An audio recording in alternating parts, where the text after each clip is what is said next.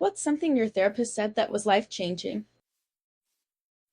Not every friend has to be a close friend. You're able to have different kinds of friends, like levels of how close they are or how much you confide in them. I struggle with being a loner, and it affected my mental health a lot because I could count my friends on one hand. I thought of people as acquaintances or close friends with no gray area. This advice helped me appreciate more of the people who I'm not super close with, but they still have a presence in my life. I have a friend that in my presence called another person and started ranting how bad her life was and how the other person should really help her out and be understanding. When my friend hung up, she said, "I know the woman lost her husband last week, but can't she understand that helping me will give her something to do instead of be sad?" So I asked her if she just lost her husband, shouldn't you have asked how she is doing before asking her for a favor? And my friend said, "No, I don't need her to get all weepy, and she doesn't want to either. Who does?" So I said, "Well, I think most people would like to be asked how they are doing," and my friend just said again that she didn't think so and really just wanted some help and not hear all those problems. This is the same friend who regularly posts on Facebook about not being understood and people not caring enough about her problems to help her or ask if she wants help. I never heard someone be so honest about being uninterested in other beings. They did explain a lot, and it was that final straw that made me withdraw care for her law. You don't need to please everyone all of the time. People who love you will not leave you because you disagree with them or do something they don't like. She nailed a lot of my behaviors back to the fact my biological dad left when I was 9 months old. I cannot cope with perceived abandonment and will do everything in my power to keep people happy because they might leave me. I had been in therapy for about a decade and was talking to her about online dating. I said it was like being sucked into a whirlpool and that there's only one small step between just playing around the edges and being sucked into the thing. She asked me why I used that example, and I said because when I was 9, I was sucked into a whirlpool in a creek and only survived because my brother managed to pull me out. This started a flurry of scribbling in her notebook I had not seen before. Also answered LOTS of things. My former therapist made a big deal about how he didn't write things down, but how he could remember it all. He didn't. He made the same suggestions, told the same anecdotes, didn't remember whole stories I had told him. He went on a spiel about how he helped so many people on their grad school application journey after I told him I was applying to grad school. Next session, he didn't mention grad school, and I didn't bring it up cause I wanted to test his memory. Session after that, he said, "You don't seem like you like your job. Have you ever considered doing something else?" He's not my therapist anymore for many reasons, but that was one of them.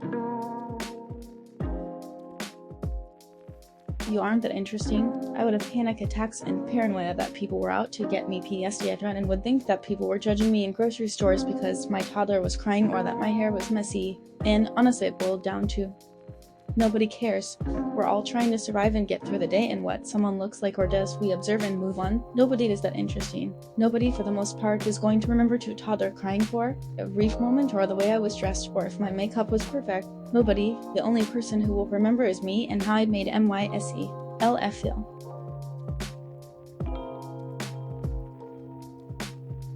After going to couples counseling therapy for 6 months, one day the ex didn't show up.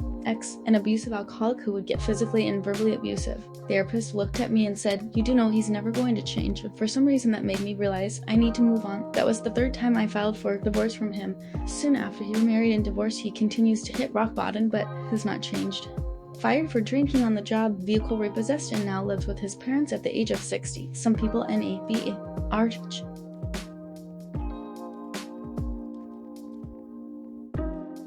I've often wondered if a couple therapist ever states clearly that one party is fully in the wrong or that a relationship is doomed. My therapist did. I was in an abusive marriage, gaslighted, belittled, controlled in incredibly subversive ways. He went to an therapy session with me. He was incredibly threatened by me going to therapy on my own and would say things like, "You should be telling me, your husband, everything," and not sharing the details of our marriage with a therapist. I convinced him to come to a session so he could trust me and so that the therapist could explain to him that my therapy really wasn't about him. Narrator, the therapy was wholly about him.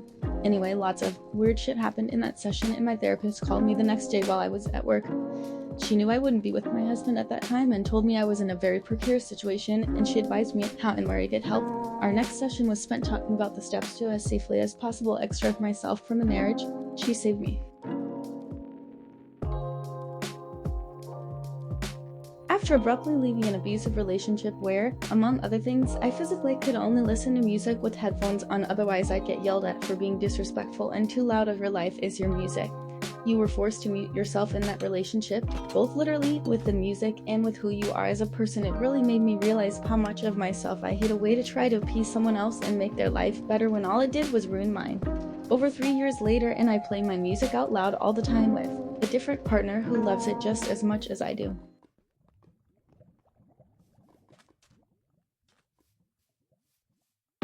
He showed up and set appointments with me every day for a week, and 2 a week, and 1 a week, until we reached 1 a month, which he maintained until he retired. I had an undiagnosed disease that was devastating my life, but doctors looking for horses, not seedless, kept dismissing me as having nothing wrong with me and telling me it was all psychological, and eventually I did become psychologically broken after a few years of not being able to get the medical help I needed. I was suicidal, I had a suicide plan, and trying to get my affairs in order was a protective factor keeping me from killing myself.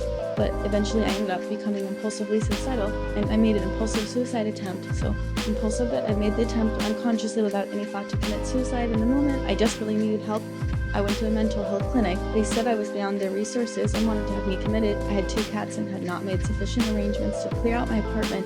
The idea of losing my cats and the remnants of my career in my apartment by being committed did not seem like it would make me less suicidal. I called a hotline. The guy on the hotline was on the phone with me off and on for what was probably most of his shift.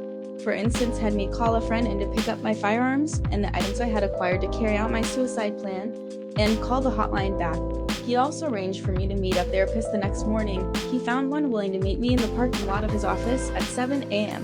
That therapist saved my life and kept me alive during years of therapy. During the years I was working with my therapist, an immunologist finally diagnosed my disease and started treatment. She also saved my life. It was not one thing my therapist said, it was his compassion and commitment to helping me. Over the years, he taught me several tools to manage my mental health and prevent myself from becoming suicidal again, even though for years my brain was still wired to see suicide as a possible solution to nearly every problem. At the 3rd session with our couples counselor, my wife and I had a brief 10-minute private session with our therapist. During my session, the therapist said you need to accept the possibility of a divorce. You are trying to do the right thing and be supportive, but you can't do that alone. Your wife is taking advantage of you. You can't see how unhappy you are. That will change within a year after your divorce. Yep, she was right. My wife and I agreed to divorce during the 4th session. I am finally happy and love my life. You have to be your own first priority if you want to show up as your best self for the people you love. I didn't really understand it at the time. How could I make myself my first priority when I knew I would be damning my siblings to a childhood of religious and emotional abuse if I chose to prioritize myself? But eventually I took the advice and moved out. I learned what happiness means. I learned how safety feels. I learned that I actually am worthy of love, including love for myself. Then I came back to be there for my siblings again, and they don't hold it against me. Our relationship is still good, and neither of them feel like I abandoned them. Although a few months after I moved out, my mom did ask me how she could mend our relationship, and I said that I'm not sure it's possible at all, but at the very least you have to see a psychiatrist and get your explosive anger under control. You have got to be a better mother to my siblings than you were to me. Maybe then I will even think about working on our relationship. She did go see a psychiatrist. I haven't been able to forgive her, nor have we been able to repair our relationship. We tried family therapy for a couple of months, but she kept talking over me and I felt unsafe at therapy, so I said I wasn't going to do it anymore. However, even though my relationship with her didn't get better, my siblings got the chance to spend the latter half of their childhood in a healthy, loving, happy home. They have okay relationships with both parents and with me. I prioritized myself for the first time in my entire life, and suddenly my life got better, and so did the lives of the people I care about. I genuinely believe making life better for myself would mean condemning my siblings to a life of abuse where they have no adults in their lives that they can trust. It was the opposite. They gained 2 extra trusted adults because once my mom's explosive temper cooled off, my dad also started spending more time at home and stopped being a workaholic. They have less money now than they did when I was younger, but they have more love and happiness. They all feel safer, and all of this only happened because I took my therapist's advice and prioritized myself.